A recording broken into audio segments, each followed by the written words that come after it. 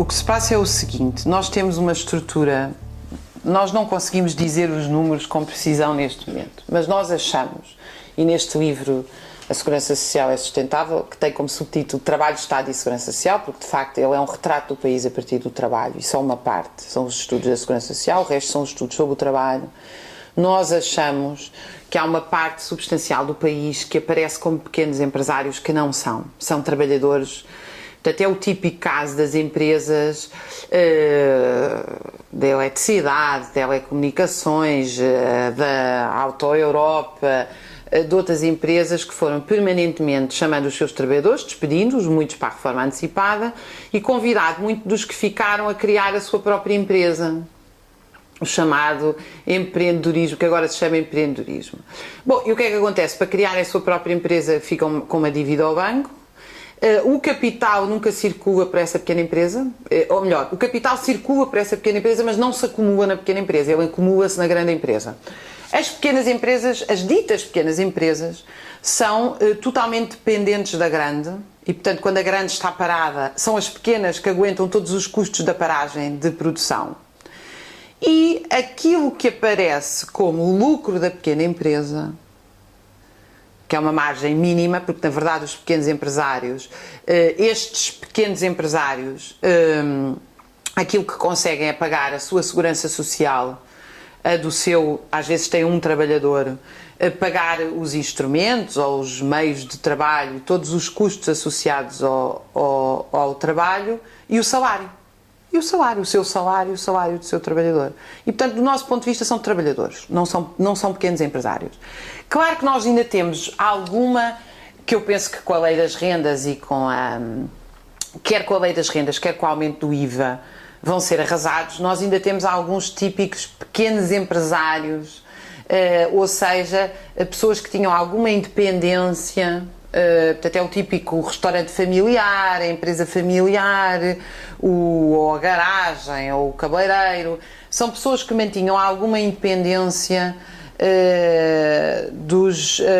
das grandes empresas e que conseguiam sobreviver e que fazem o nosso tecido, portanto, fazem Lisboa ser tão característico ou cidades parecidas. Que eu penso que a tendência é para desaparecerem, porque a ideia é estas, esmagados pelo aumento das rendas e pelos IVAs, elas tendem a desaparecer, tendem a diminuir, há um processo de concentração e as pessoas cada vez mais vão aos centros comerciais. Claro que os centros comerciais já têm outro esquema. Portanto, o esquema do centro comercial já é um esquema ligado à grande acumulação, à grande empresa, porque quem são os donos dos centros comerciais são os grandes grupos económicos portugueses, Belmi de Azevedo, Amorim e outros, são grupos também ligados depois a todo o esquema dos fundos imobiliários, e essas empresas são franchisings que têm que pagar uma renda permanente a esses grupos económicos donos do centro comercial. Claro que tudo isto é feito à custa de passarmos a comer hambúrgueres em vez de peixe fresco numa tasca em Lisboa e à custa de um aumento também muito grande do desemprego. Eu gosto sempre de ter cuidado com essas comparações porque o mundo...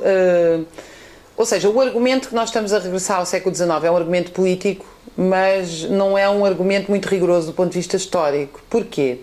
Há semelhanças óbvias, ou seja, no sentido de que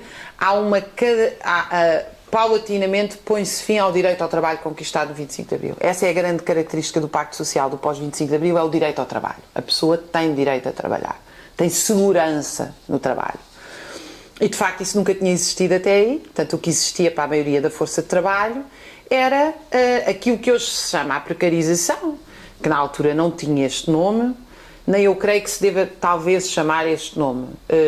Ou seja, o que nós tínhamos era o trabalhador à peça, o trabalhador ao domicílio, o trabalhador sazonal e o trabalhador desde o século XIX, e nós referimos aí vários exemplos, que é chamado à produção quando há produção e depois é expulso da produção. Agora, curiosamente, o que nós temos em determinadas situações é uma situação pior.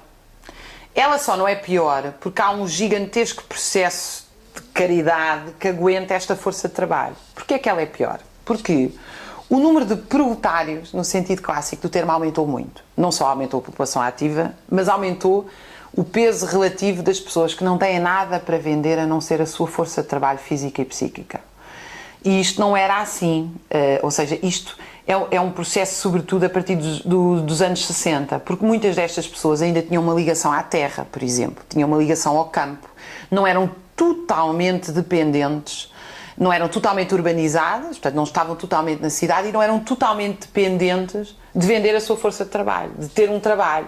Tinham outras formas de subsistência, uma parte delas. Portanto, o número de pessoas proletarizadas aumentou muito.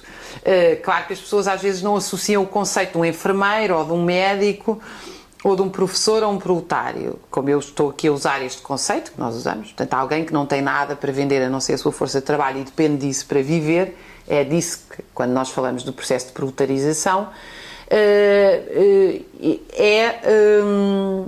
portanto, eu penso com toda a sinceridade que o enfermeiro é um proletário. Agora, portanto, para responder diretamente à sua pergunta e não me perder, há um processo maior de proletarização, há mais pessoas dependentes da venda da sua força de trabalho para viver e, de certa maneira, nós temos padrões sociais que eu já referi, de pobreza, etc., que nós não nos apercebemos porque, por um lado, estão guetizados, estão nos subúrbios das cidades, etc., por outros estão permanentemente sob o alvo da caridade, ou caridade de instituições particulares, que também recebem dinheiro do Estado, ou caridade diretamente organizada pelo Estado. E nós, de facto, temos quase 1 milhão de pessoas nestas condições em Portugal, e eu penso que isto é muito significativo, e estes números, em termos de peso relativo, são números piores do que o século XIX. Agora, o termo precário deve ser um termo moderno e tem muita razão de ser moderno, porque, por exemplo, aquilo que nós designamos os trabalhadores precários, há um processo de regressão social, ou seja, não há um processo de mobilidade, não há um processo nem de mobilidade social, nem de expectativa de mobilidade social. Estas pessoas, hoje, um licenciado filho de um médico, não tem a expectativa de vir a ter emprego ou ter uma vida melhor que os pais, tem uma expectativa de ter uma vida pior que os pais, porque tem relações laborais pior que os pais. E então eu creio que este conceito de precarização que nós temos usado na Europa nas últimas 4 décadas também está ligado a isto. Ou seja, regredir socialmente. Nós estamos a atravessar um processo em Portugal, histórico, de regressão social.